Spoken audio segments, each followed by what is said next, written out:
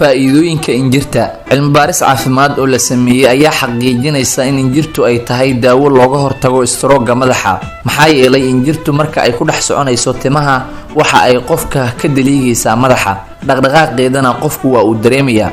waxaana sidoo kale madaxa ay ka nugaysaa dhiigga qurmay deetana wareegga dhiigga ayaa dib u soo cusboonaada oo wax stroke ah kuma dhacayo madaxa. haddaba waa maxay stroke? Stroke waa marka dhiigga maskaxda ku socda ay ka xirmo, waxaana arintaasi ay dhacdaa marka xinjiro dhiig ay xiraan xididada dhiigga uu maro ama marka ay qarxaan xididada dhiigga ee maskaxda, waxaana markaasi dhinta unugyada maskaxda daqiiqado gudahood iyadoo uu dhaco stroke. sidoo kale warbixinta ayaa waxaa lagu sheegay in injirtu ay tahay daawo sax ah oo la soo ogaaday oo xaqiiqo ah isla markaana la wada og yahay.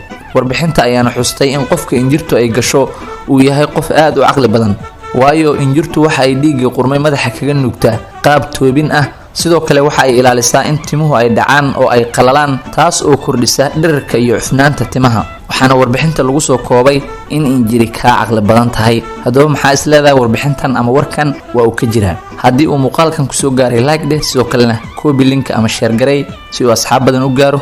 sidoo kale asxaabta waxaan idinka codsanayaa inaad booqataan barteena YouTube walaalka show, subscribe-na aad dhahdaan.